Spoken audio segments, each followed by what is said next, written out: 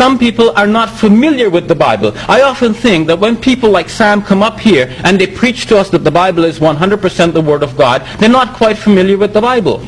So I would ask Sam, as he's asked me a few questions, I would ask Sam when he comes up here next time to read for us from Ezekiel chapter 23, starting with verse number 1, going all the way to verse number 21. And if not that much, then start from verse 11.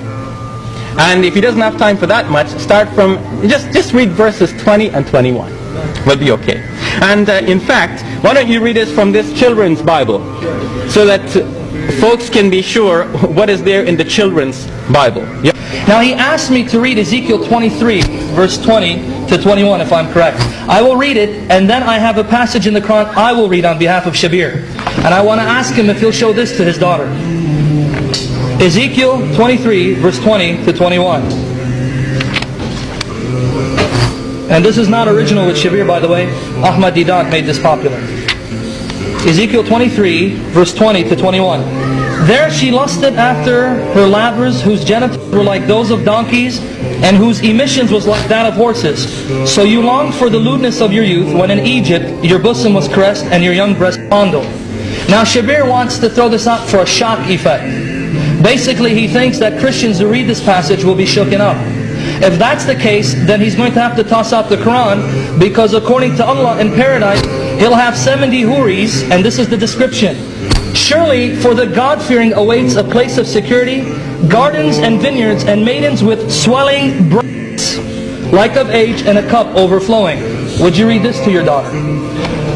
Sam starts by reading the verse, and then he compares that with the verse from the Quran. But I wonder how many people really think that these two verses are comparable. What he said was there is a verse in the Quran which speaks of women have swelling breasts.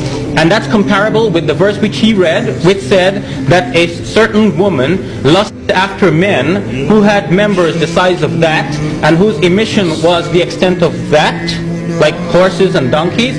And that is similar to saying that a woman has swelling breasts. Moreover, the passage which she reads from the Quran doesn't actually mean that. The verse which he's looking at is from Surah Amma Yatasa'alun, which says, إِنَّ لِلْمُتَّقِينَ مَفَازًا حَدَائِقَ وَأَعْنَابًا وَكَوَاعِبَ أَتْرَابًا وَكَأْسًا دِحَاقًا. You ask me, would I teach that to my daughter? She has memorized it. All of my kids have memorized it. In fact, I will take you to the school where my kids have attended, and I'll show you that kids this high have memorized it, and they're studying that and they're understanding it. Kawaib actually refers to attractive women, and that is promised to men in paradise. Yes, we're not ashamed to say that the Quran has promised men to have women in paradise, and that helps us to avoid having women here outside of marriage, because we know we're going to have it there. But those who think they're not going to have it there are often having it right here.